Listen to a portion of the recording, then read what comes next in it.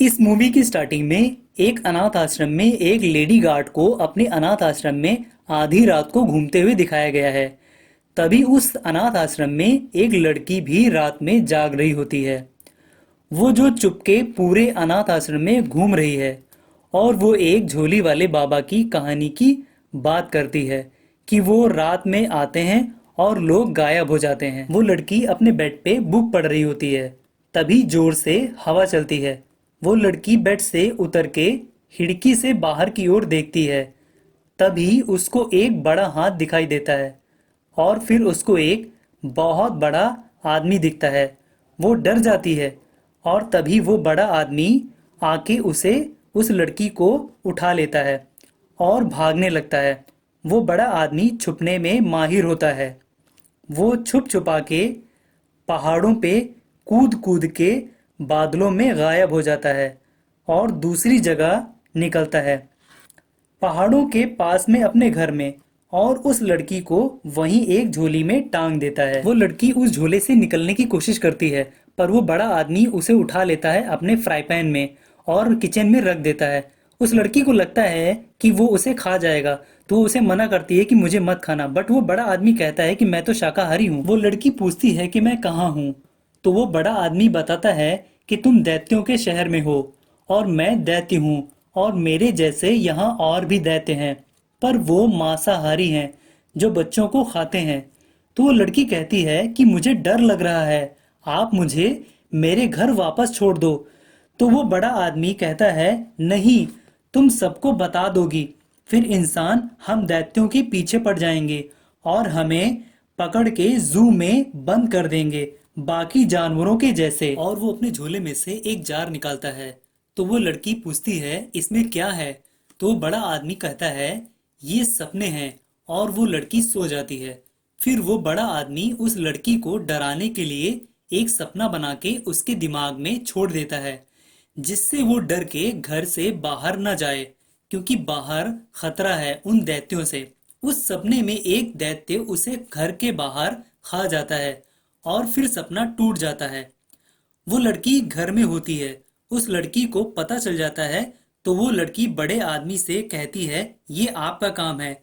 तो वो बड़ा आदमी कहता है हाँ, और तभी उसके घर में एक दैत्य घुस जाता है। उसे इंसानी खुशबू लगती है, उसे लगता है वहां कोई इंसान है। तभी वो लड़की छुपने के लिए उस ककट भुजा में घुस जाती है और उस बड़े आदमी को नहीं पता होता है।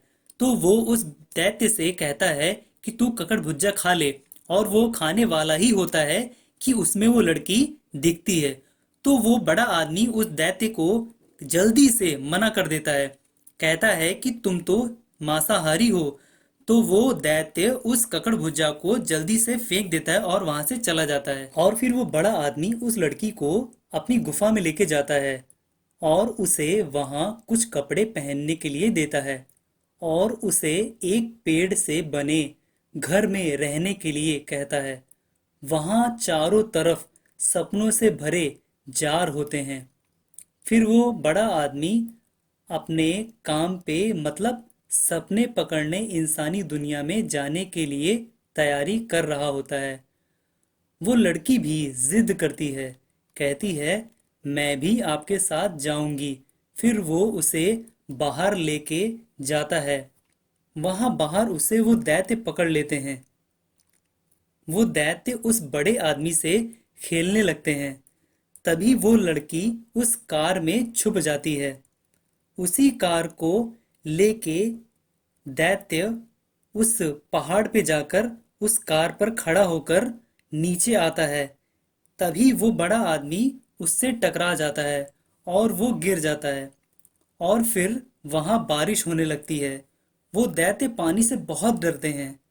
वो वहां से भाग जाते हैं और वो बड़ा आदमी उस लड़की को अपने बैग में छुपा लेता है।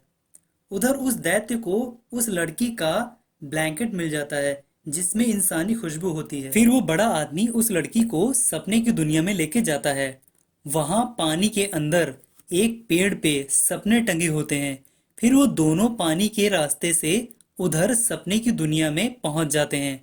वो पेड़ बहुत खूबसूरत होता है और बहुत ही बड़ा, और वहां उस पेड़ से सपने निकल के इधर उधर उछल रहे होते हैं। वहां वो बड़ा आदमी उस लड़की से उसका नाम पूछता है, तो वो लड़की बताती है मेरा नाम सोफिया है, और सोफिया उस बड़े आदमी को बीएफजी बोलती है। फिर बीएफजी और सोफिया दोनों इंसानों की बस्ती में पहुंचते हैं। वहां बीएफजी अपनी फुकनी से विंडो के अंदर एक बच्चे और उसकी फैमिली के दिमाग में उस पेड़ से निकले हुए कुछ अच्छे सपने डाल देता है, और फिर दोनों वापस दैत्य शहर में आ रहे होते हैं।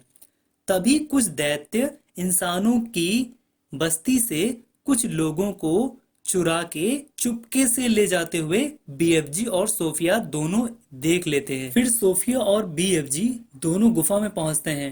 तभी वो दैत्य सोफिया की ब्लैंकेट के जरिए उस गुफा में पहुंच जाता है और ढूंढने लगता है। चारों तरफ तहलका मचा देता है, बट बीएफजी सोफिया को बचाने के लिए उन्हें भगा देता है और वो लोग वहां से भाग जाते हैं। सोफिया के कमरे में एक तस्वीर लगी होती है जो कि रानी की होती है। सोफिया रानी से मदद मांगने के लिए बीएफजी से रानी को एक भयानक सपना जिसमें दैत्य बच्चों को खा रहे हो ऐसा सपना दिखाने के लिए सपने बनाने को कहती है, जिसमें हम लोग अच्छे बन के रहेंगे, रानी हम पे ट्रस्ट करेगी। और दोनों सपने बना के रानी के महल के बाहर पहुंच जाते हैं और बीएफजी रानी की विंडो में अपनी फुकनी से एक सपना रानी के दिमाग में डाल देता है। रानी बहुत डर जाती है। रानी मॉर्निंग में चौंक के उठती हैं। उनकी नौकरानी दूर के अंदर आती है।